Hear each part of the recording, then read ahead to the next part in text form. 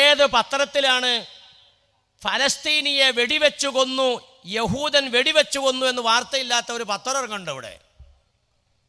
എങ്ങനെയാ വെടിവെക്കണം? നിങ്ങൾ ചിന്തിച്ചു വെക്കുമാനികളെ. അഭയാർത്ഥി ക്യാമ്പിൽ റെയ്ഡ് നടത്തിയെന്ന്, വീട് ഇടിച്ച് നിരത്തിയപ്പോൾ കൊല്ലാൻ കിട്ടാത്ത ആളുകളാണ് ഈ അഭയാർത്ഥി ക്യാമ്പിലേക്ക് പോണത്.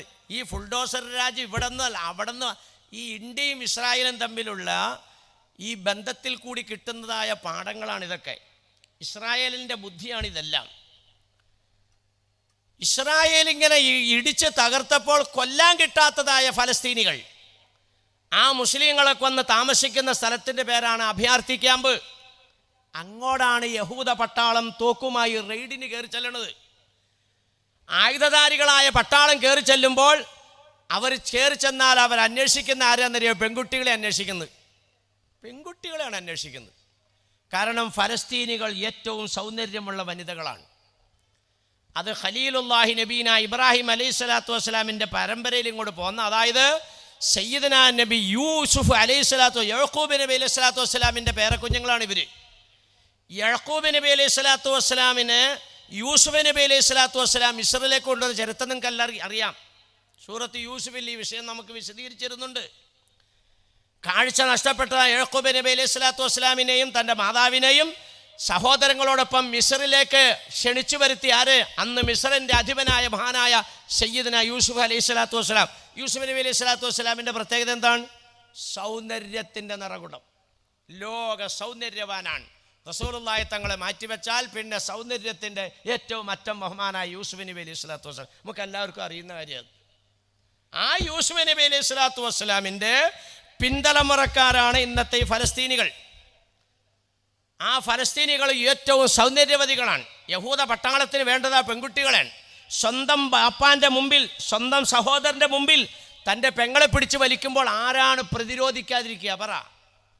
ആ പ്രതിരോധിക്കുമ്പോഴാണ് നെഞ്ചിലേക്ക് വെടി. അങ്ങനെ നമ്മൾ പത്രത്തിൽ കാണുന്നതൊക്കെ എങ്ങനെയാ? തലയ്ക്ക് വെടിയേറ്റ്, നെഞ്ചിന് വെടിയേറ്റ് ഇന്ന ഫലസ്തീനി ആ അഭയാർത്ഥി ക്യാമ്പിൽ മരിച്ചു വീണു. ഇങ്ങനെയാണ് യഹൂദ പട്ടാളം വെടിവെച്ചിടുമ്പോൾ ആരുണ്ട് ജനങ്ങളെ ചോദിക്കാൻ? ആരുണ്ട്? ഇന്ത്യ രാജ്യത്ത് ആയിരക്കണക്കിന് ജനങ്ങൾ പെരുവഴിയിലായപ്പോൾ ചോദിക്കാൻ ആരുമില്ലെങ്കിലും കോടതി ഇടപെട്ടു. ഇത് ചെയ്യുന്ന അനീതിയാണ്. കോടതി ആരും പോയി കേസ് കൊടുത്തിട്ടല്ല, സ്വന്തം കോടതി ആ കേസേറ്റെടുത്തു.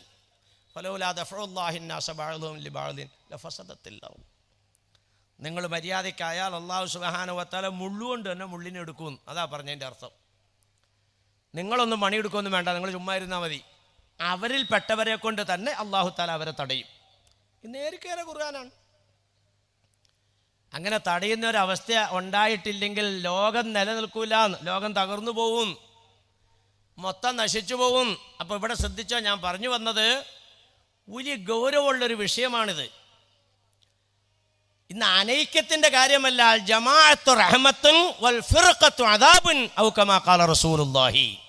ഐക്യമാണ് കേട്ടോ അനുഗ്രഹം. ഐക്യം അനുഗ്രഹമാണെങ്കിൽ അനൈക്യം നാശമാണ്, ശിക്ഷയാണെന്ന് നബിയുന റസൂലുള്ളാഹി. ഈ നാട്ടിൽ അള്ളാഹുവിൻ്റെ ഒരു അനുഗ്രഹം നിങ്ങൾ പ്രതീക്ഷിക്കുന്നുണ്ടെങ്കിൽ നിങ്ങൾ ഐക്യപ്പെടുക. എന്തിനാണ് ജനങ്ങളെ കൈ എവിടെയെങ്കിലും കെട്ടട്ടെ? കൈ കെട്ടിയില്ലെങ്കിൽ കെട്ടണ്ട, ദ്വാരക്കണില്ലെങ്കിൽ ദ്വാ ചെയ്യാണ്ട് പോട്ടെ. പക്ഷെ ഈ ചെയ്യുന്നവരെ ആക്ഷേപിക്കല്ലേ. കൈ നിനക്ക് ഇങ്ങനെ കെട്ടാൻ പറ്റണില്ല, ആയിക്കോട്ടെ, ഒരുത്തരും ഇങ്ങനെ കെട്ടുകയാണ്, എന്തിനാണ് ഇപ്പോൾ അവൻ്റെ പുറകെ പോയി കിടന്ന് ഉപദ്രവിക്കുന്നത്? ഈ ഒരു ശൈലി മാറ്റ്. നിങ്ങളുടെ നാട്ടിലേക്ക് അള്ളാഹുവിൻ്റെ അനുഗ്രഹം ഇറങ്ങാൻ, സമുദായത്തിന് അനുഗ്രഹം ഉണ്ടാകാൻ, സമുദായത്തിന് രക്ഷ കിട്ടാൻ. അതാണ് ജമാഅത്തു റഹ്മത്തുൻ അൽ ഫിർഖത്തു അദാബുൻ ഔ കമാ ഖാല റസൂലുള്ളാഹി. ഐക്യത്തിലാണ് കേട്ടോ വിജയവും സന്തോഷവും സമാധാനവും. അനൈക്യത്തിലാണ് കേട്ടോ നാശവും ശിക്ഷയും അപകടവും. എവിടെയെല്ലാം തകർച്ച സംഭവിച്ചിട്ടുണ്ടോ അവിടെയെല്ലാം അനൈക്യം സംഭവിച്ചിട്ടുണ്ട്. രാവിലെ വൈകുന്നേരം എടുത്തിട്ട് ഓതും അള്ളാഹുവിൻ്റെ പാശത്തിനെ മുറുകെ പിടിക്കുക, വഅ്തസിമൂ ബിഹബിലില്ലാഹി ജമീഅ. എല്ലാവരും അങ്ങനെ തന്നെ ഓതണം, വഅ്തസിമൂ ബിഹബിലില്ലാഹി ജമീഅ. ഇന്ന് ഞാൻ അങ്കമാലി പള്ളിയിലെ മെമ്പറിൽ ഖുത്ബ ഓതിയാളാ. റബ്ബന ഗ്ഫിർ ലനാ വലി ഇഖ്വാനിന അല്ലദീന സബഖൂനാ ബിൽ ഈമാൻ വലാ തജ്അൽ ഫീ ഖുലൂബിനാ ഗില്ലൻ ലില്ലദീന ആമനൂ റബ്ബന ഇന്നക റഊഫുർ റഹീം. ഈ ആയത്ത് ഓതാതെ ഒരു ഖത്തീബ് മിമ്പറിൽ നിന്ന് ഇറങ്ങണില്ല എന്ന് എൻ്റെ അഭിപ്രായം. കൈ എവിടെ കെട്ടണായും ഖത്തീബ് ആവട്ടെ, തോതാതെ ഇറങ്ങണില്ല എന്നാണ് എൻ്റെ പറഞ്ഞു. പക്ഷേ ഇറങ്ങിയതിൻ്റെ ശേഷം അസ്സലാമു അലൈക്കും എന്നും പറഞ്ഞ ഒരാൾ വന്നാൽ നീ എൻ്റെ ഗ്രൂപ്പല്ല, നീ എൻ്റെ പാർട്ടിയല്ല. എങ്ങനെ ഈ സമുദായം രക്ഷപ്പെടും ബഹുമാനികളെ? അതുകൊണ്ട് ഞാൻ പറയുന്നു, അംഗീകരിക്കാൻ പറ്റില്ലെങ്കിലും നിഷേധിക്കാൻ നിൽക്കരുത്. അത് വലിയ ഗൗരവമാണ്. നമുക്ക് അംഗീകരിക്കാൻ പറ്റണില്ല, വേണ്ട, അംഗീകരിക്കണ്ട, ചെയ്യണവർ ചെയ്തോട്ടെ. എന്തിനാണ് ഇവരിത് ചെയ്യുന്നത്? അള്ളാഹു ആദരിച്ചതിനെ ആദരിക്കുക എന്നുള്ളത് തഖ്വയാണ്. ഞാൻ ഖുർആൻ ഓതിയിട്ടാണ് നിങ്ങളോട് സംസാരിച്ചത്. തന്നെയല്ല, ഇതെല്ലാം ഇവിടെ റെക്കോർഡാണ്. ഇപ്പം ചുമ്മാ എന്തെങ്കിലും പോയി പറഞ്ഞുകൊണ്ട് എങ്ങോട്ടെങ്കിലും ഒന്നും പറയാനൊന്നും പറ്റില്ല. നമ്മളിന്നൊരു വാക്ക് പറഞ്ഞാൽ ഈ ലോകം ഉള്ള കാലം വഴിയും അത് മൊത്തം റെക്കോർഡായിട്ട് അവിടെ കിടക്കും. വളരെ സൂക്ഷിച്ച് സംസാരിക്കേണ്ട കാലമാണ്. പണ്ടൊക്കെ എന്തെങ്കിലുമൊക്കെ പറഞ്ഞിട്ടൊക്കെ പോകാറുണ്ട്, ഇപ്പോൾ അത് പറ്റൂല, എല്ലാം റെഡിയായിക്കൊണ്ടിരിക്കുകയാണ്. ആളുകൾക്കാണെങ്കിൽ വീട്ടിൽ നിന്ന് കേൾക്കാവുന്ന സൗകര്യം. അങ്ങനെ നമ്മുടെ സലീം സാഹിബും ഒക്കെ ഇങ്ങനെ ഭക്ഷണം കഴിച്ചോന്ന് പറഞ്ഞു, ലൈവായിട്ടാണ് പരിപാടി ഉസ്താദ്. ഞാൻ പറഞ്ഞു, എന്താ സംഗതി പോയി, ലൈവായിട്ടാണ് ഈ സംഗതി പോയി. കാരണം എന്താ, വീട്ടിലിരുന്ന് മലന്നിടുന്നുകൊണ്ട് കേൾക്കാം, പാട്ടപ്പിരിവ് ഉണ്ടാവില്ല, ലേലം ഉണ്ടാവില്ല, പൈസയും ചോദിക്കില്ല, സ്വസ്ഥമായിട്ട് കണ്ടുകൊണ്ട് കിടക്കാം. ആവശ്യം കഴിയുമ്പോൾ കിടന്നുറങ്ങാം. ഇവിടെ ഇപ്പം അങ്ങനെയല്ല. ഇവിടെ ചിലപ്പോൾ വെച്ച് കഴിയുമ്പോൾ പാട്ട വരുമായിരിക്കും, ബക്കറ്റ് വരുമായിരിക്കും. ഇവിടെ ഒന്നും അങ്ങനെ ഉണ്ടാകാൻ സാധ്യതയില്ല. അൽഹംദുലില്ലാഹ്, അള്ളാഹു നാടിൻ്റെ ഇസ്സത്ത് അള്ളാഹു നിലനിർത്തി തന്ന് അനുഗ്രഹിക്കുമാറാകട്ടെ. ആ മനുഷ്യൻ തുടങ്ങി വച്ചതിനെ മുടക്കാതെ തകർക്കാതെ അതിനെ കോർത്ത് മുന്നോട്ട് കൊണ്ടുപോകുക എന്നുള്ളതാണ് അവർ പോയ വഴിക്ക് പോകാനുള്ള മാർഗം. അവരുമായിട്ട് കൂടിച്ചേരുക, അവരെ പിൻപറ്റുക എന്ന് പറഞ്ഞാൽ അവർ കൊളത്തി തന്നതാണ് ഇവിടെ കാണുന്നതല്ല. ഈ ഒരാൾ മാത്രമല്ല, സെക്രട്ടറി മാത്രമല്ല, എന്നോട് സംസാരിച്ചവരെല്ലാം പറഞ്ഞു, ഉസ്താദെ ഇവിടെ കാണുന്നതെല്ലാം മഹാനായ ഉസ്താദിൻ്റെ സംഭാവനകളാണ്. ആ മനുഷ്യനെ ലോകത്തെങ്കിലും മറക്കാൻ പറ്റുമോ? അങ്ങനെ ഒരു മനുഷ്യനെ നിങ്ങൾ മറന്നാൽ നിങ്ങളെ സംബന്ധിച്ചിടത്തോളല്ലേ വലയും കഫറത്തുനിന്ന് പടച്ചോൻ പറഞ്ഞത്, നന്ദിയില്ലാത്ത വർഗം ഇന്ന അദാബി ലശദീദ്. അപ്പോൾ ഞാൻ പറഞ്ഞു എന്താണെന്നറിയോ, അംഗീകരിക്കാൻ കഴിയില്ലെങ്കിലും നിഷേധിക്കാൻ നിൽക്കരുത്. അള്ളാഹുവിൻ്റെ ആരാധനാ ചിഹ്നങ്ങളെ ആദരിക്കുക എന്നുള്ളത് അള്ളാഹുവിനെ ആദരിക്കുന്നതിൽപ്പെട്ടതാണ്. അള്ളാഹ് ആദരിക്കാൻ പറഞ്ഞതാണ് ഈ രണ്ട് അടയാളങ്ങളുള്ള ആളുകളെ. അതിനോടൊപ്പം തന്നെ ഷഹീദിന് വലിയ പവറുണ്ട്. ആ നിലയ്ക്കല്ലേ രോഗമായി കിടന്ന് മൗത്തായ മനുഷ്യനാണോ അത്? അദ്ദേഹം ഷഹീദാണെന്നുള്ളതിനെ പറ്റി ആർക്കാണ് അഭിപ്രായ വ്യത്യാസമുള്ളത്? അവരെ സംബന്ധിച്ചിടത്തോളം ഖുർആൻ പറയുന്ന അവർ മൗത്തായിട്ടില്ല എന്നല്ലേ, അവർ ഹയാത്തിലിരിക്കുകയാണ്. ഓഹും യുർസഖൂന്ന് വരെ കൊണ്ടുവന്ന് അവസാനിപ്പിക്കുക. ചുമ്മാ ഇരിക്കുമല്ല, അവർ ഭക്ഷണം കഴിക്കുന്ന അവസ്ഥയിൽ ജീവിച്ചുകൊണ്ടിരിക്കുകയാണ്. അപ്പം ആ നിലയ്ക്ക് ഉയർത്തപ്പെട്ടൊരു മഹാനല്ലേ. ചുമ്മാ നിങ്ങളൊന്ന് ആലോചിച്ച് നോക്കുക, ഒരു സാധാ മനുഷ്യനാണെങ്കിൽ ഈ പെരുവഴിയിലൂടെ പോകുന്ന മുഴുവൻ ആളുകൾക്കും സലാം ചെല്ലാവുന്ന നിലയ്ക്ക് ആ മനുഷ്യനൂടെ കൊടുക്കുമോ? എന്തോ ഒരു ഐശ്വര്യമുള്ള അതൊക്കെ കാണുമ്പോൾ നമുക്കറിയാമല്ലോ ഓരോന്നും. അപ്പം ഇതിനെ നിഷേധിക്കാനും നിന്ദിക്കാനും നിന്നാൽ ഞാൻ ഒരു കാര്യം ഉണർത്തിയാണ്, നമ്മൾ അപകടപ്പെടാതിരിക്കാൻ വേണ്ടിയിട്ട് ഞാൻ പ്രത്യേകം പറയാണ്. ആദരിച്ചതിനെ അനാദരിച്ചാൽ അല്ലാഹു സുബ്ഹാനഹു വ തആല ആഖിറത്തിലേക്ക് ഇതിൻ്റെ ശിക്ഷ മാറ്റിവെച്ചോളണമെന്നില്ല. ഇവിടെ അടി കിട്ടാനുള്ള സാധ്യതയുണ്ട്. ഞാൻ ചുമ്മാ കഥ പറയല്ല, ഇത് ഉണ്ടായ സംഭവം സൂചിപ്പിക്കുക നിങ്ങളുടെ മുമ്പിൽ. അല്ലാഹു സുബ്ഹാനഹു വ തആല ആദരിച്ചതിനെ ഒരുത്തൻ അനാദരിച്ചാൽ, നിന്ദിച്ചാൽ അതിൻ്റെ അടി ഈ ഭൂമുഖത്ത് തന്നെ ഉണ്ടാവും. പലരുമൊക്കെ സംശയിക്കേ, ഞാൻ കൃത്യമായിട്ട് നിസ്കരിക്കുന്ന ആളാണല്ലോ, എന്തെല്ലാം രീതിയിൽ സക്കാത്തിൻ്റെ പുറമെ എത്രയോ നിലയ്ക്ക് ഞാൻ സദക്ക ചെയ്യുന്ന ആളാണ്, എന്നിട്ടും എനിക്ക് എന്തിയാ ഇതുപോലുള്ള ഇടങ്ങേറും ഈ നാണക്കേടും ഈ വിഷമമൊക്കെ പറ്റിയത്? ചില ആളുകൾ ചിന്തിക്കുന്നുണ്ട്. അത് നമ്മുടെ കയ്യിൽ നിന്ന് തന്നെ പോയതാ, നമ്മുടെ പ്രവൃത്തി കൊണ്ടിട്ട് തന്നെ സംഭവിച്ചതാണ്. ഞാൻ അതിനാ ഒരു ഉദാഹരണം പറഞ്ഞിരുന്നത്. ആദരിക്കേണ്ടതിനെ അനാദരിച്ചാൽ ഇവിടെ വെച്ച് അല്ലാഹു സുബ്ഹാനഹു വ തആല അടി തരും. ഒരു 1-ാം നമ്പർ തെളിവാണ് മഹാനായ ശൈഖുൽ അംബിയ സയ്യിദന നൂഹ് അലൈഹിസ്സലാത്തു വസ്സലാമിൻ്റെ കപ്പൽ. നിങ്ങൾക്ക് മനസ്സിലാവുന്നൊരു ഭാഷയിൽ ഞാനിത് പറയുന്നു എന്ന് മാത്രമേ ഉള്ളൂ. നൂഹ് നബി അലൈഹി സ്വലാത്തു വസ്സലാമിൻ്റെ കപ്പൽ ഒരു സാധാ കപ്പലാണോ അത്? 900 വർഷം ഈ നല്ല വഴിയിലേക്ക് ഇതൊക്കെ നമുക്ക് രക്ഷപ്പെടാനുള്ളൊരു വഴികളായി ചെയ്തുകൊണ്ടിരിക്കണം. അതൊക്കെ നിങ്ങൾ മനസ്സിലാക്കണത്. ഞാൻ ചോദിക്കട്ടെ, ഇവിടെ ഒരു ദിവസത്തെ പരിപാടിക്ക് ഇവിടെ എന്തെങ്കിലുമൊക്കെ പറഞ്ഞിട്ടുണ്ടെങ്കിൽ അതൊക്കെ അറക്കുമോ, അല്ലെങ്കിൽ വന്നതൊക്കെ പാകപ്പെടുത്തുമോ, വരുന്നവർക്കൊക്കെ വിളമ്പി കൊടുക്കുമോ, ഏതെങ്കിലും ഒരു ഉസ്താദിനെ വിളിച്ച് ദ്വാരിപ്പിക്കുകയോ അല്ലെങ്കിൽ തങ്ങളെ വിളിച്ച് ദ്വാരിപ്പിക്കുകയോ ചെയ്ത ഇടപാട് തീരൂലേ? ഞാൻ ചോദിക്കട്ടെ, ഈ പരിപാടിയോട് അനുബന്ധിച്ച് അനുസ്മരണത്തിനോടനുബന്ധിച്ച് ഈ 2 ദിവസത്തെ പരിപാടിയൊക്കെ വെച്ചേക്കണം എന്തിനാ? വളരെ ഗൗരവത്തോടെ മനസ്സിലാക്കിക്കോ. നമ്മുടെ നാട് രക്ഷപ്പെടാനുള്ള പദ്ധതിയായി ചെയ്തുകൊണ്ടിരിക്കുന്നത്. ഞാനത് ചുമ്മാ അങ്ങ് പറഞ്ഞു പോവുമല്ല. അള്ളാഹിൻ്റെ ഹബീബ് സത്യം ചെയ്തുകൊണ്ടിട്ട് ഒരിക്കലും വർത്തമാനം പറഞ്ഞു. സത്യം ചെയ്തുകൊണ്ട്, വല്ലദീ നഫ്സീ ബിയദി ലയൻഖുദനൽ ഇസ്ലാമു ഉറുവത്തൻ ഉറുവ ഹത്താ ലാ യുഖാലു അല്ലാഹ്. ഭയങ്കര വർത്താനാ. ഞാൻ സാധാരണ ഇതൊക്കെ പിന്നെ ഒരു ദിവസം വഴുതു പറയുന്ന ഹദീസാ. ഞാൻ നിങ്ങൾ എന്നേക്കാൾ കൂടുതൽ വിവരമുള്ളവരും ഗ്രഹിക്കാൻ കഴിവുള്ളവരും എല്ലാ നിലയ്ക്കും എന്നേക്കാൾ യോഗ്യതയുള്ളവരുമാണ്. ഞാൻ ഈ ഹദീസ് അങ്ങോട്ട് പറഞ്ഞു തരിക. സത്യം ചെയ്തുകൊണ്ട് നബി സല്ലല്ലാഹു അലൈഹി വസല്ലം തങ്ങളൊരു കാര്യം പറഞ്ഞു. വല്ലദീ നഫ്സി ബിയദി. ഈ പരിപാടി എന്തിനാണെന്നാണ് ഞാൻ ചോദിക്കണേ. ഞാൻ മറ്റത് പറഞ്ഞുതരാം. നൂഹ് നബി അലൈഹി സ്വലാത്തു വസ്സലാമിൻ്റെ കപ്പൽ, ആ കപ്പലുണ്ടാക്കാനുള്ള കാരണം ഈ സംവിധാനം പരാജയപ്പെട്ടതിൻ്റെ പേരിലാണ്. ഇത് പരാജയപ്പെട്ടാൽ പോയി, നാശം വരും എന്നുള്ളതിൻ്റെ കാര്യം ഉറപ്പാണ്. അതിവിടെ ശ്രദ്ധിച്ചോ. 900 വർഷം വഴുത് പറഞ്ഞ് 900 വർഷം. ഇവിടെ 2 ദിവസത്തെ വഴുത്. നബി തങ്ങൾ സത്യം ചെയ്തുകൊണ്ടിട്ട് പറഞ്ഞു, ലയൻഖുദനൽ ഇസ്ലാമു ഉറുവത്തൻ ഉറുവ. സമുദായം ദീനി സംസ്കാരത്തിൽ നിന്നും പിന്നോക്കം പോയിക്കൊണ്ടിരിക്കും. കാലം വരും. ഇപ്പം ഞങ്ങൾ കണ്ടുകൊണ്ടിരിക്കുന്നത് എല്ലാ ഭാഗത്തും പിന്നോട്ടടിക്കില്ല. അല്ല, നിങ്ങൾ ചിന്തിച്ചു നോക്കി, എവിടെയാണ് ബഹുമാനികളെ ദീനുള്ളത്? എവിടെയാണ് സഹോദരന്മാരെ സഹോദരിമാരെ തഖ്വയുള്ളത്? ഏത് കാര്യങ്ങളെടുത്താലും അവിടെ എല്ലാം ആർഭാടങ്ങളും ആഭാസങ്ങളും അനാചാരങ്ങളും നിറഞ്ഞു നിൽക്കുന്നൊരവസ്ഥയല്ല നമ്മൾ കണ്ടുകൊണ്ടിരിക്കണം. അല്ലേ? ആഭാസത്തരങ്ങളാണ് കണ്ടുകൊണ്ടിരിക്കുന്നത്. ആഭാസത്തരങ്ങൾ എല്ലാം ഈ ദീനിൻ്റെ പേരിൽ നടന്നുകൊണ്ടിരിക്കുന്നത്. നിങ്ങളൊന്ന് എടുത്ത് ചിന്തിച്ചു നോക്കിക്കുക, എവിടെയാണ് ഇപ്പോൾ ഈ ദീനുള്ളത്? ഇങ്ങനെ എല്ലാം ഇങ്ങനെ ഓരോ ഘട്ടമായിട്ട് ഇങ്ങനെ മാറി പോയിക്കൊണ്ടിരിക്കുക. ഞാൻ ഓർക്കുന്നുണ്ട്, ഒരു 10-30 വർഷം മുമ്പൊക്കെ ഒരു നിക്കാഹിൻ്റെ മജ്ലിസിൽ നിക്കാഹ് നടന്നുകൊണ്ടിരിക്കുമ്പോൾ എവിടെയെങ്കിലും ഒരു ക്യാമറ മിന്നിയാൽ അല്ലാഹു അക്ബർ. കാരണന്മാർ സമ്മതിക്കില്ല, ഉലമാക്കൾ മാത്രമല്ല, നിക്കാഹ് കഴിക്കാൻ വന്ന ഖത്തീബ് ഉസ്താദ് എഴുന്നേറ്റ് പോവും. ഒരു 30 വർഷത്തിൻ്റെ മുമ്പ്. ഇന്ന് അവസ്ഥ എവിടെയെത്തി നിങ്ങൾ ചിന്തിച്ചു നോക്കി. ഒരാണും പെണ്ണും ഇടകലർന്ന ഒരു നിക്കാഹ് നമ്മുടെ ഒരു 30 കൊല്ലത്തിന് ഇവിടെ നിറച്ച ആൾക്കാരിപ്പുണ്ടല്ലോ. ചെറുപ്പക്കാർ പിള്ളേരോടെല്ലാം ചോദിക്കുന്നത്, ഒരു 30 വർഷത്തിൻ്റെ മുമ്പ് ഈ ആണുങ്ങളും പെണ്ണുങ്ങളും ഇടകലർന്നുകൊണ്ടിട്ടുള്ളൊരു നിക്കാഹ് സംവിധാനം നമ്മുടെ നാട്ടിലുണ്ടായിരുന്നോ? ഇപ്പോഴത്തെ അവസ്ഥ എന്താണെന്ന് ചിന്തിച്ചു നോക്കി. ഇബ്നു ഉമ്മു മക്തൂം റളിയല്ലാഹു തആല അൻഹു 2 കണ്ണിനും കാഴ്ചയില്ലാത്ത മനുഷ്യനാ. നബി തങ്ങളുടെ ആ പടി കടന്നിങ്ങോട്ട് കയറി വരികയാണ്. അപ്പം അപ്പുറം ഇപ്പുറം ഇരിക്കുന്നു 2 ഉമ്മമാർ. നബി സല്ലല്ലാഹു അലൈഹി വസല്ലം തങ്ങൾ ആ സഹാബി ഇങ്ങോട്ട് കടന്നു വന്നാണ്ട് കഴിഞ്ഞപ്പോൾ ഇവരോട് പറഞ്ഞു, ഇഹ്തജിബാ, നിങ്ങൾ 2 പേരും എഴുന്നേറ്റ് അകത്തേക്ക് പോ. അപ്പം 2 ഉമ്മമാരും ചോദിച്ചു, അല്ലാഹുവിൻ്റെ റസൂലേ, ആ വരുന്ന 2 കണ്ണും ഇല്ലാത്തൊരു മനുഷ്യനല്ലേ, കുരുടനല്ലേ, ഞങ്ങളെ ആ മനുഷ്യൻ കാണൂരല്ലോ. അഫ ഉംയാവാനി അന്തുമാഉ കമാ ഖാല റസൂലുള്ളാഹി. നിങ്ങളുടെ 2 പേരുടെയും കണ്ണിന് കുരുട് സംഭവിച്ചിട്ടുണ്ടോന്ന് ഒന്ന് ചിന്തിച്ചു നോക്കി. ആ ഗൗരവം എങ്ങനെയുണ്ടെന്ന്. കുരുടൻ നിങ്ങളെ കാണുന്നില്ലെങ്കിൽ നിങ്ങൾ കുരുടനെ കാണുന്നില്ലേ? എവിടെ എത്തി ബഹുമാനികളെ?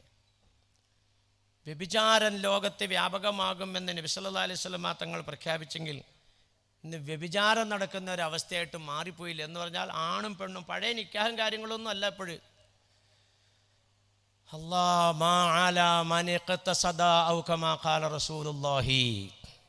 പണ്ട് നിക്കാഹൊക്കെ ഉണ്ടെന്ന് കേട്ട് കഴിഞ്ഞാൽ എന്തോ ഒരു സന്തോഷമാണ്. എൻ്റെയൊക്കെ കുഞ്ഞുകാലിലുള്ള ചെറുപ്പത്തിലുള്ള കാര്യമാണ് ഈ ഓർക്കുന്നത്. നിക്കാഹിനൊക്കെ പോയാൽ അന്നത്തെ ദിവസം വിശപ്പ് മാറി ഭക്ഷണം കഴിക്കാൻ കിട്ടുന്ന ഒരു ദിവസമെന്നാണ് നിക്കാഹ് എന്ന് പറഞ്ഞാൽ. അങ്ങനെയല്ലേ? തറയിൽ, പിന്നീട് അത് ഡെസ്കയിലേക്ക് മാറി. തറയിൽ ഇങ്ങനെ ഈ പിന്നെ പുല്ലുവായ പ്ലാസ്റ്റിക് വായൊക്കെ പിന്നീട് ഉണ്ടായതാണ്. ഈ പുല്ലുവായ ഇട്ടിട്ട് നടുക്ക് ഇലയിട്ടിട്ട് അപ്പുറം ഇപ്പുറം ആളുകളിരിക്കും. അപ്പം ഞാനിപ്പോൾ ഈ പറഞ്ഞ പോലെ ഇപ്പോൾ ഇവിടെ മുഹമ്മദ് സാഹിബിൻ്റെ അടുത്ത് ഭക്ഷണം കഴിക്കാൻ വേണ്ടി ചെന്നപ്പോൾ, സാഹിബ് ചിക്കൻ കഴിക്കലില്ല. ഇല്ല ഞാൻ കഴിക്കലില്ല എന്ന്. അത് ചെറുപ്പം മുതലേ കഴിക്കലില്ല. അപ്പം ഞാൻ ഈ കോഴിയിറച്ചി കഴിക്കാത്ത ആളാണെന്ന് അറിയാവുന്നതുകൊണ്ടിട്ട് എന്ത് ചെയ്യും, എൻ്റെ മറുഭാഗത്തെ ഇറച്ചി കൂടുതൽ ഇഷ്ടമുള്ള ആൾ വന്നിരിക്കും. നിങ്ങൾ ചിന്തിച്ച് നോക്കിയാൽ ഇന്ന് ഒരിലയിൽ 2 ആൾ ഭക്ഷണം കഴിക്കുന്ന ഒരവസ്ഥ ഈ ദുനിയാവിൽ അന്വേഷിച്ചാൽ കാണാൻ കഴിയുമോ? അപ്പുറം ഇപ്പുറം ഇരുന്നിട്ടാണ് കഴിക്കുക. എന്നിട്ട് എന്ത് ചെയ്യും, ഇറച്ചി ഇട്ട് കഴിയുമ്പോൾ നിനക്ക് ഇറച്ചി വേണ്ടല്ലോ, ഇല്ല കഴിച്ചോളാൻ പറയും. അപ്പോൾ എൻ്റെ ഇറച്ചിയും കൂടി മൂപ്പർക്ക് കിട്ടും. അതിന് വേണ്ടിയിട്ടാണ് അന്നത്തെ അവസ്ഥ അത്. ഞാൻ ചോദിക്കട്ടെ, ഇന്ന് വിശന്നിട്ട് യാതൊരു നിവൃത്തിയില്ലല്ലോ, അവിടെ കല്യാണം ഉണ്ടല്ലോ, കാത്തിരിക്കുന്ന ഒരവസ്ഥ ഈ ഇരിക്കുന്ന ഈ സമൂഹത്തിൽ നിന്ന് ആർക്കെങ്കിലും ഉണ്ടോ ഇപ്പോഴും? പിന്നെ ഇപ്പം എന്താണ് നിക്കാഹിന് പങ്കെടുക്കുന്നതിൻ്റെ അജണ്ട? അതാ പറഞ്ഞേ, മൊത്തം ദീൻ കളഞ്ഞിട്ടുള്ള ഓട്ടം ഓടിക്കൊണ്ടിരിക്കുകയാണ്. അടി ഉറപ്പാ അടി വന്നുകൊണ്ടിരിക്കുന്നതായി കാണുന്നത്. അള്ളാഹു സുബ്ഹാനഹു വ തആല മഹാനായ ഇമാം മഹ്ദി തങ്ങളുടെ വരവ് അള്ളാഹു എന്ന് എളുപ്പാക്കി തന്ന് അനുഗ്രഹിക്കണേ പടച്ചവനെ. സഹിക്കാൻ പറ്റാത്ത കേട്ടുകൊണ്ടിരിക്കുന്നു. അവിടെ അങ്ങനെയാണെങ്കിൽ ഇവിടെ എനിക്കെന്താ കുഴപ്പമെന്ന് ചിന്തിക്കല്ലേ. ലം യഹ്തമ്മ ബി ഉമൂരിൽ മുസ്ലിമീന ഫലൈസ മിൻഹും ഔ കമാ ഖാല റസൂലുള്ളാഹി. ഭയങ്കര വർത്താനം ഇതൊക്കെ. മുസ്ലിമിൻ്റെ വിഷയത്തിൽ മുസ്ലിമിനൊരു വിഷമവും ബുദ്ധിമുട്ടും വരുമ്പോൾ ആ കാര്യത്തെ ഗൗരവത്തോടുകൂടി കാണാത്തവനാണ് നീയെങ്കിൽ ഈ സമുദായത്തിൽ നിനക്ക് മെമ്പർഷിപ്പ് ഇല്ല എന്ന് മുത്ത് മുഹമ്മദ് റസൂലുള്ളാഹി. അത് ഹരിയാനയിലല്ലേ, മറ്റ് ഫലസ്തീനിലല്ലേ, അല്ലെങ്കിൽ അത് അപ്പുറത്തെ വീട്ടിലല്ലേ, അല്ലെങ്കിൽ ഇപ്പുറത്തെ വീട്ടിലല്ലേ, എനിക്കല്ലല്ലോ. ഈ ഒരു നിലപാടിലാണ് നീ പോകുന്നതെങ്കിൽ നിനക്ക് ഇതിനകത്ത് മെമ്പർഷിപ്പ് ഇല്ല എന്നില്ല. പൗരത്വം ചോദിച്ചുകൊണ്ടിട്ടാണ് കേന്ദ്ര ഗവൺമെൻറ് വന്നത്. ആ രേഖ തന്നെ, ഈ രേഖ തന്നെ, മറ്റേ തന്നെ, മറിച്ച് തന്നെ, നിൻ്റെ വെല്ലുപ്പാൻ്റെ വെല്ലുപ്പ എവിടെ ജീവിച്ചതിൻ്റെ തെളിവ് വേണം. ഇങ്ങനെയുള്ള തെളിവുകളെല്ലാം ചോദിച്ചുകൊണ്ട് വന്നിട്ടെന്ന് പറഞ്ഞാൽ തെളിവില്ലാത്തൊരവസ്ഥയിലേക്ക് നിന്നെ എത്തിപ്പിക്കും. അങ്ങനെയാണ് നിന്നെ പൗരത്വത്തിൽ നിന്ന് പുറത്തു കളയുക. നിനക്കിവിടെ പൗരത്വം ഇല്ല. അതിനു മുമ്പേ മോളിൽ നിന്ന് പൗരത്വം വെട്ടി. ലം യഹ്തം ബി ഉമൂരിൽ മുസ്ലിമീന ഫലൈസ മിൻഹും. മുസ്ലിമിൻ്റെ ഒരു വിഷയത്തിൽ, ഒരു വേദനയിൽ, അവൻ്റെ ഒരു ബുദ്ധിമുട്ടിൽ നീ ഗൗരവമായിട്ട് അതിനെ പരിഗണിക്കാൻ നിനക്ക് തയ്യാറായില്ലെങ്കിൽ, അങ്ങനെയുള്ളൊരു മനസ്സ് നിനക്കില്ലെങ്കിൽ ഈ ഇസ്ലാമിക പ്രസ്ഥാനത്തിൽ നിന്ന് നീ ഔട്ടാണെന്ന് നബിയുനാ റസൂലുള്ളാഹി. പൗരത്വം അവിടെ പോയി, മോളിലത്തെ പൗരത്വം പോയി, പിന്നെ ഇവിടുത്തെ പൗരത്വം കിട്ടിയിട്ട് എന്ത് കാര്യം? അതുകൊണ്ട് സമുദായത്തിൻ്റെ വിഷയത്തിൽ വേദന ഉണ്ടാകുന്ന ഇതൊക്കെ നമ്മൾ വേദനിക്കേണ്ട വിഷയങ്ങളാണ്. അള്ളാഹുവേ മൊത്തം മാറിപ്പോയല്ലോ അല്ലാ. ഇല്ലേ, ഇന്നത്തെ കല്യാണത്തിൻ്റെ അവസ്ഥകൾ ചിന്തിച്ചു നോക്കുക. ഇന്ന് എന്താണ് വിവാഹം? ഏത് സ്ഥലത്തും അതെ, ഏത് സ്ഥലത്തും അതെ. ദിവസങ്ങളോളം വാപ്പാനെ വെച്ചുകൊണ്ടിരിക്കുക എന്നുള്ളതാണ് ഏറ്റവും വലിയ സമ്പന്നനും തറവാടത്തുകാരനുമാണെങ്കിൽ കാണിക്കുന്ന 1-ാം നമ്പർ മരണാനന്തര ചടങ്ങ്. ഫീസറിലേക്കാണെങ്കിൽ ഞാൻ ഇതിലേക്കൊന്നും പോണില്ല, എല്ലാം കുത്തഴിഞ്ഞു, എല്ലാം കുത്തഴിഞ്ഞു. ഇനിയിപ്പോൾ എന്താ ഒരു പരിഹാരമാർഗം? പരിഹാരമുണ്ട്. ഫഫിറു ഇലല്ലാഹ്, ഓടിക്കോളാൻ, അള്ളാഹുവിലേക്ക് ഓടിക്കോളാൻ. മോളിൽ നിന്ന് സഹായം കിട്ടിയാൽ പിന്നെ നിങ്ങളെ പരാജയപ്പെടുത്താൻ ആർക്കും കഴിയില്ലടോ. മോളിൽ നിന്ന് സഹായം കിട്ടണം. നിങ്ങളെ അല്ലാഹു സുബ്ഹാനഹു വ തആല കൈവിട്ടാലോ,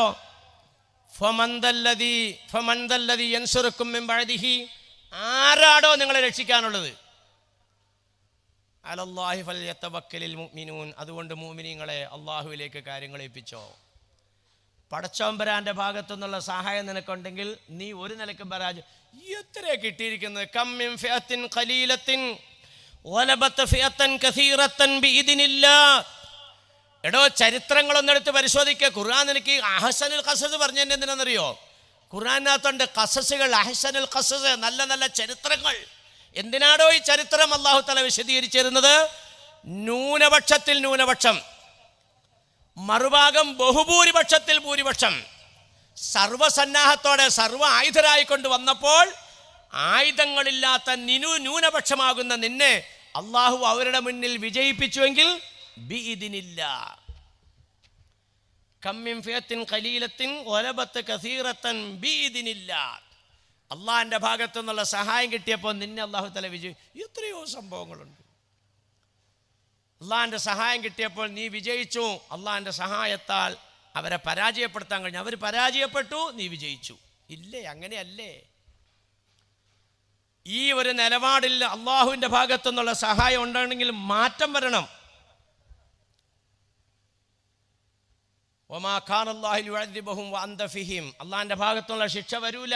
റസൂലുള്ളാഹിനെ അങ്ങോട്ട് കൂട്ടപ്പിടിച്ചോ, പൊന്നാർ നബി തങ്ങളെ അങ്ങോട്ട് കൂട്ടിപ്പിടിച്ചോ. തങ്ങളെ കൂട്ടിപ്പിടിച്ചാൽ ഒരു ശിക്ഷ നിങ്ങൾക്ക് വരില്ല എന്ന് പറഞ്ഞാൽ ജീവിതത്തിൽ സമൂലമാകുന്ന മാറ്റം.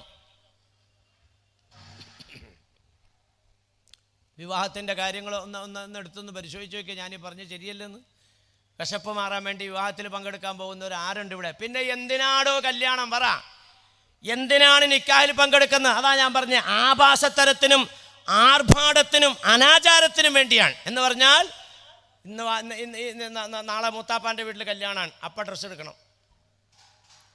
മറ്റന്നാൾ അളിയൻ്റെ വീട്ടിൽ കല്യാണം, അപ്പം വേറെ ഡ്രസ്സ് എടുക്കണം. ഈ ഡ്രസ്സുകളെല്ലാം, ഈ വസ്ത്രങ്ങളുടെ എല്ലാം ഈ മൂടുപടങ്ങളെല്ലാം കൊണ്ടുവന്ന് തുറന്നു കാണിക്കാനും ആഭരണങ്ങൾ പ്രദർശിപ്പിക്കാനും ഞാൻ വലിയ പ്രൗഢിയും ഗംഭീരവും വലിയ മഹത്വമുള്ള വ്യക്തികളാണ് എന്ന് ധരിപ്പിക്കാനും വേണ്ടി ഒരു പ്രദർശനശാലയായിട്ട് ഇന്ന് വിവാഹങ്ങൾ മാറിക്കഴിഞ്ഞു ഇല്ലേ? ഇന്ന് ഏത് വീട്ടിലെടുത്ത് നോക്കിയേ, ഒരു വീട്ടിൽ ഉപയോഗിക്കാനുള്ള ഡ്രസ്സാണോ എടുത്തേക്കണം? പരിശോധിച്ച് നോക്ക്.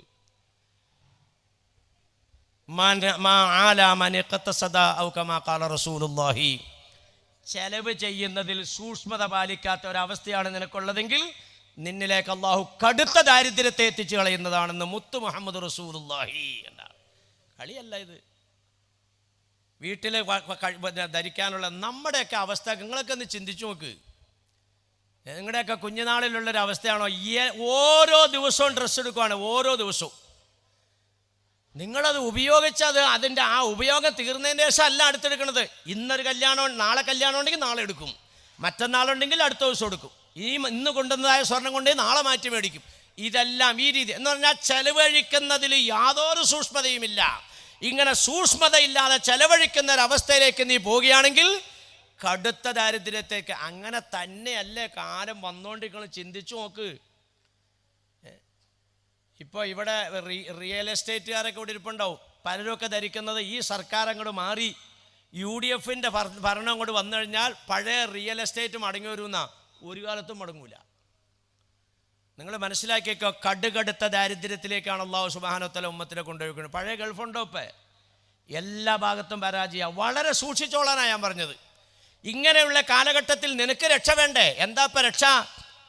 രക്ഷയുടെ മാർഗം എന്ന് പറയുന്നത്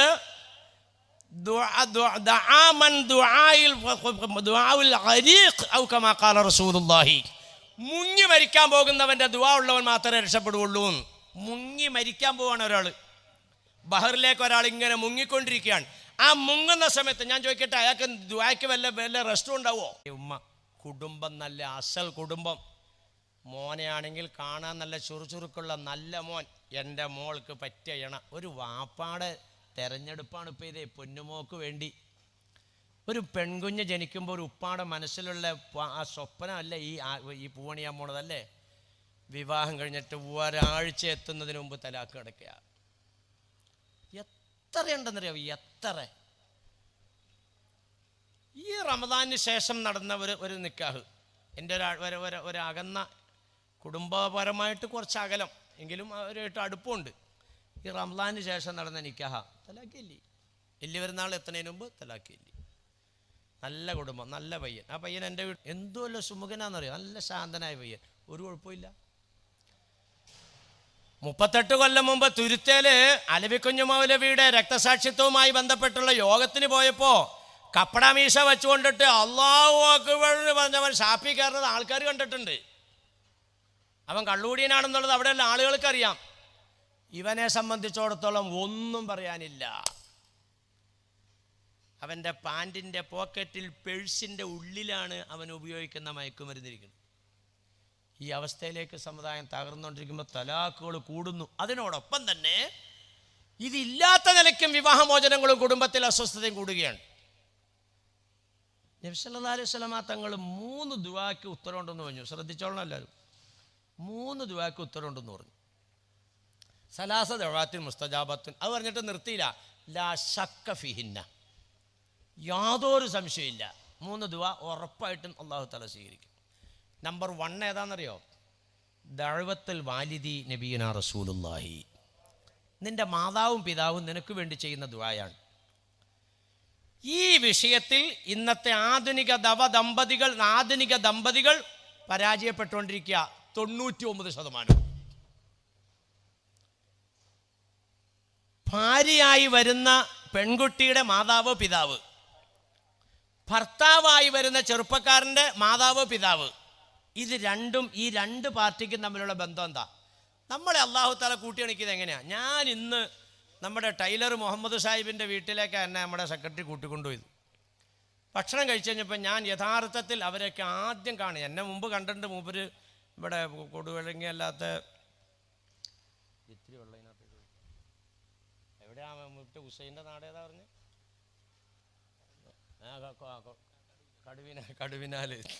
കടുവിനാൽ വെച്ച് ഒരുമിച്ച് ഭക്ഷണം കഴിച്ചിട്ടുണ്ടെന്ന് എന്നോട് പറഞ്ഞു. പക്ഷേ എനിക്ക് അപ്പോൾ പെട്ടെന്ന് മനസ്സിലായില്ല.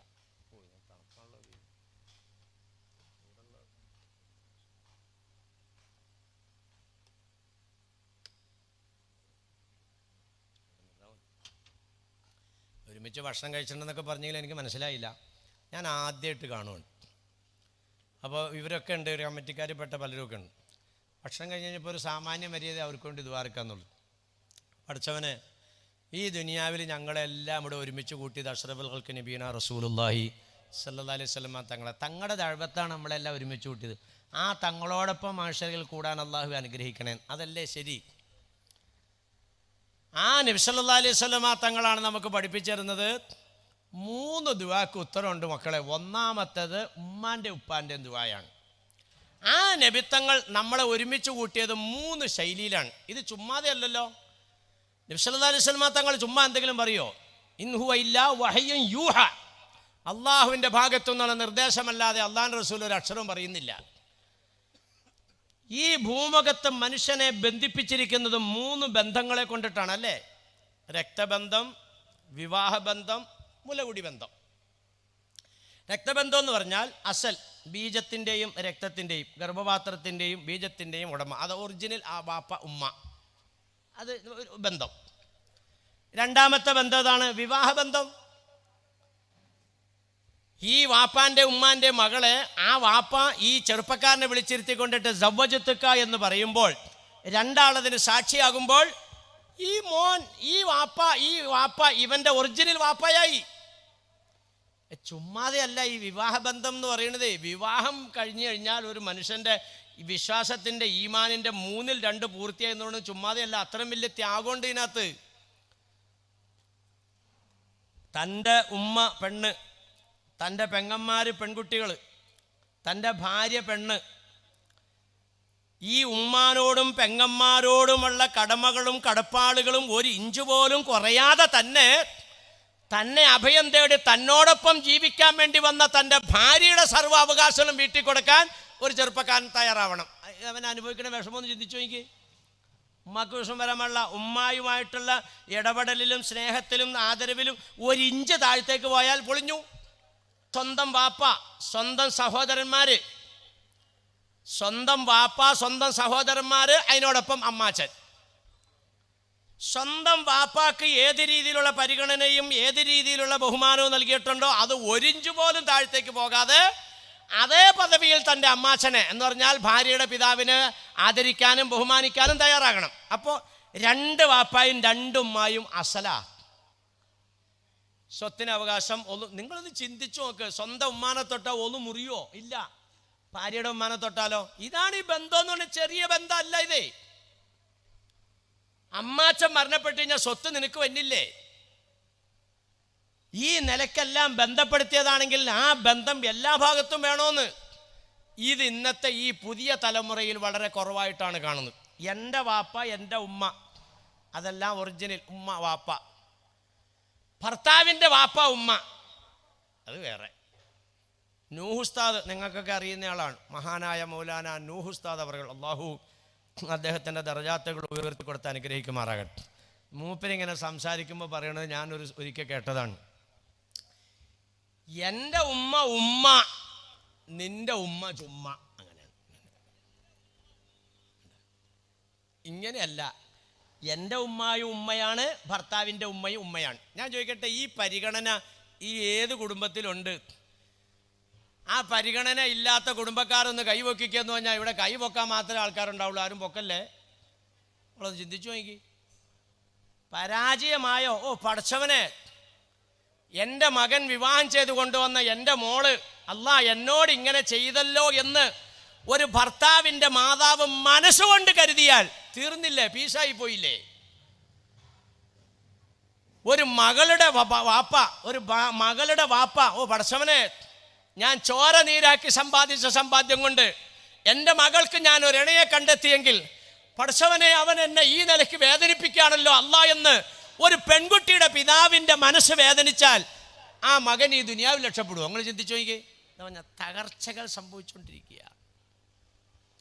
തകരാനുള്ള എല്ലാം നമ്മൾ തന്നെ ഉണ്ടാക്കുകയും ചെയ്യണം. അപ്പോൾ പോട്ടെ, ഞാൻ പറഞ്ഞു വന്നത് എന്താണ്? നിക്കാഹും ഒക്കെ കാര്യങ്ങളെല്ലാം വളരെ അപകടത്തിലേക്കാണ് പോയിക്കൊണ്ടിരിക്കുന്നത്. ഈ കാലഘട്ടത്തിൽ നമ്മൾ എന്ത് ചെയ്യണം? പിടിച്ചു വയ്ക്കണമെന്ന്. എങ്ങനെ പിടിച്ചു വയ്ക്കണം? മുങ്ങിത്താഴാൻ പോകുന്ന ഒരു മനുഷ്യൻ പിന്നെ ദുആ ചെയ്യുന്നത് പോലെ അള്ളാഹുലേക്ക് ദുആ ചെയ്യണം.